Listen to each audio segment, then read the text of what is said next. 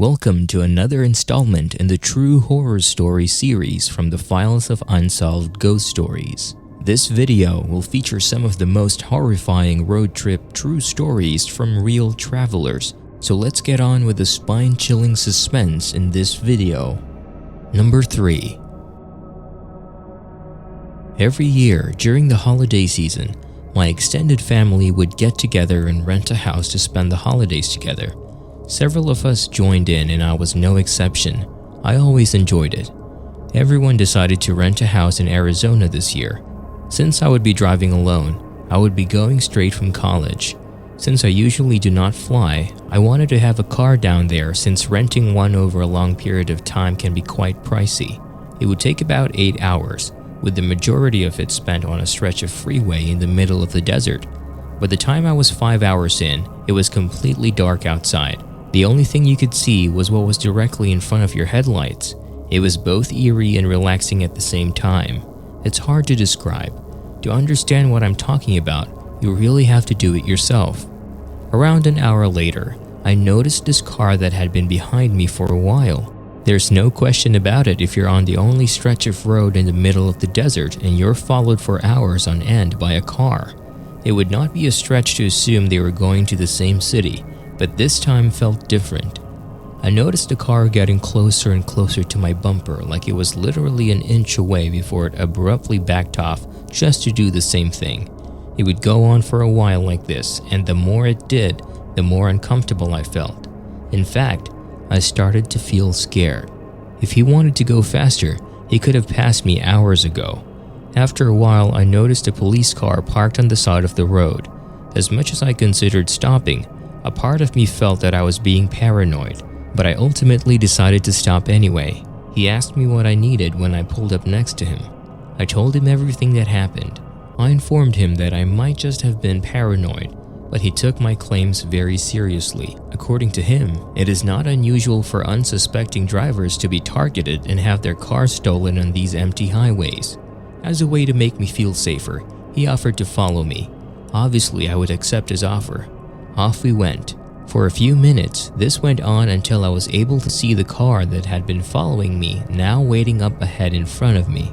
As soon as it saw the police car following me, it pushed it in the other direction, and soon after the police car turned around and chased the vehicle with its lights and siren blaring. Now I was alone. The officer's suspicions were correct. What other reason would the car just wait for me? And better yet, why would it run from the police? It still haunts me to this day. I don't know if the car was caught or if it escaped. No matter who the cop was, I'm extremely grateful to him. I still think about what could have happened if I hadn't stopped to talk to him. Number 2. This all happened a few years ago, sometime in July, and I went on an impromptu solo road trip for the day. Before going back to college in August, I wanted to check off a few places from my bucket list that were somewhat nearby. The plan was to wake up early to start the road trip, then see a few different places during the day, and finally drive home around 9 p.m. I figured this would allow me to maximize my time without paying for a hotel. The trip went well. However, the trip back was a bit of a challenge. By the time I left, it was 10 p.m. According to Apple Maps, it would take about 4.5 hours to get home. By the time I had driven about half of that, I was tired to the point that driving was becoming dangerous. My plan was to stop at the next red light and take an hour nap before continuing so I could get home in time. As soon as I saw a rest stop, I pulled into the parking lot. There were no cars there. It was completely empty, and if it had not been for some lights on, I would have thought it was abandoned. I guess it made sense since it was really late. I would lean back in my chair and set an alarm for an hour later. Once it went off, I realized I would have to go inside to use the bathroom, so I started walking toward the building. As soon as I got inside, I found the bathrooms and opened one of the stalls. It wasn't even 30 seconds before I heard someone talking outside the bathrooms and in the hallway.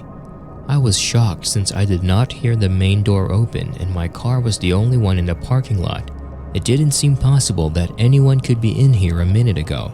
The bathroom door opened at that moment.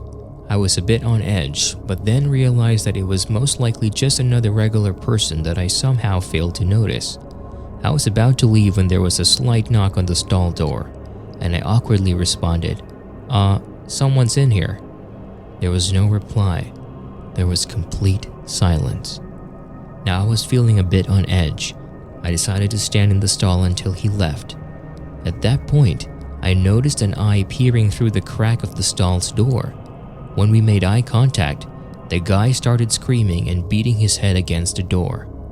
After thinking fast, I slammed into the door with my entire body, breaking it open and knocking off the guy. I ran as fast as I could out of the bathroom and towards my car. As I was making my way through, the main door burst open behind me. This guy was chasing me. I got to my car and started backing up, but the guy caught up to me and slammed into my car. As I sped off, I looked into my rearview mirror and saw the guy get up like it was nothing and just stand there looking in my direction. I was shocked. I had no idea what just happened. I was honestly unsure of what to think. Crazy stories like this are always told, but you never think it'll happen to you. It's still a mystery to me who that guy was, where he was from, or what his problem was. Perhaps it was a homeless man who just wasn't feeling well in his head. But one homeless person wouldn't be out in the middle of nowhere next to a busy highway. It made no sense. The only thing I know is that I have never stopped at a rest stop since. Number 1. As a child, I would make the same 6-hour drive every summer to a cabin on a lake owned by one of my uncles. During my childhood, it became a tradition for basically every one of my mom's sons to go up there for a mini vacation. I enjoyed it. I never disliked it. Some of my cousins were really close to me, so I got to spend a lot of time with them. My only complaint is the drive to get there. The drive took 6 hours, which might not seem like much, but when you're alone without anything to occupy your mind, it feels like a long time. Anyway, this whole story takes place when I was driving up to my uncle's cabin for the annual trip. I usually make the trip during the day, but this year I had just finished a long shift and was expected to be at the cabin the next morning. As a result, I had to drive through the night, something I was not eager to do. I would be traveling mainly along a highway that received almost no traffic during the day, much less at night. The highway went through a dense forest filled with densely packed trees. Normally, I would drive all the way without stopping, but this time I didn't have a choice. As I drove, I realized my gas gauge was almost empty. I was annoyed because I had let my brother borrow my car while I was at work, and he had told me he had filled it up. Either he forgot to do so, or he was simply lying to me. I began paying attention to the exit signs looking for a gas station. From what it looked like, I wasn't going to make it very far. Since I didn't really have the luxury of choosing which gas station to stop at, I decided to just stop at the first one I saw regardless. A few minutes later, I saw a sign for a gas station off the next exit. Even though it wasn't an official sign, the words "gas station next exit" were spray painted on a picket sign stuck into the ground. It was a bit sketchy, but I mean, people do the same thing with fruit stands on highways, so I ignored the oddity of it. After pulling off the next exit, I didn't see anything right away. As I kept driving, the road transitioned from smooth pavement to dirt still surrounded on both sides by trees, eventually illuminated by my headlights. On the right side of the road, I could see a gas station, like it had been closed for a long time. All the gas pumps had been removed. I looked at my gas gauge and realized I wouldn't have been able to go much further than a mile. At that point, I had pretty much given up. Then I called AAA, told them my location to the best of my ability, turned off the engine and stayed put. I didn't expect them to be so quick. I mean, I was in the middle of nowhere. I could do nothing but sit and wait for 30 minutes. I was just now starting to adjust my eyes to the darkness, and I stared at the abandoned gas station building from my car.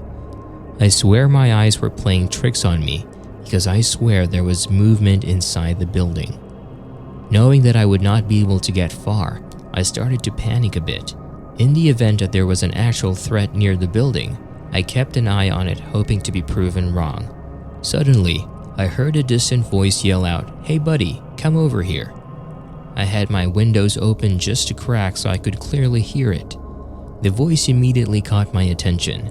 Just outside the building on the left, there was a figure. My heart was pounding in my ears. After a few seconds, the figure started walking towards my car.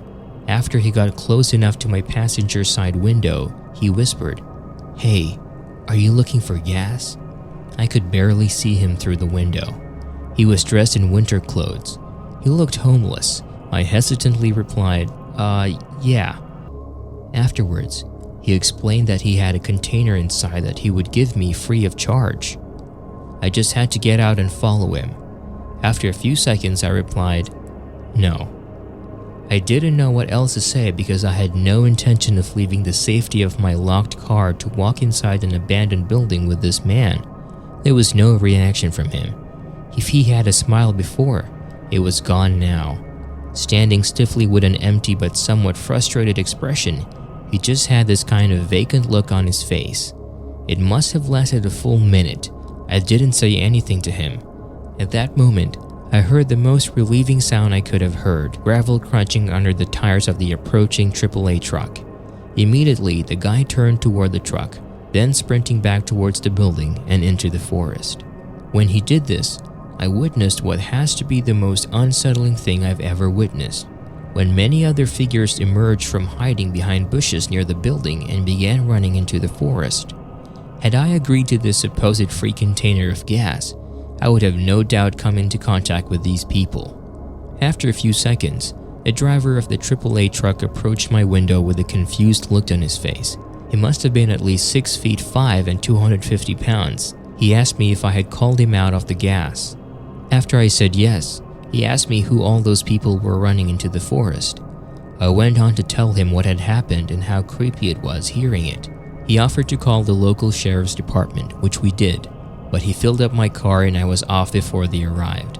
A day later, however, I learned no one had been found. It has haunted me ever since. The man I spoke to was trying to lure me into some sort of trap, which I'm not sure what it was, but I mean, you have to consider I was miles away from any townhouse and on an empty dirt road. What else could it be? It could not have been good. I also don't understand why there were so many people involved.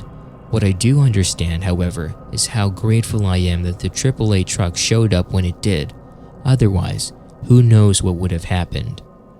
We hope you enjoyed another video from our video series, True Horror Stories. Let us know your thoughts in the comments below. We will see you in our next video, if you dare.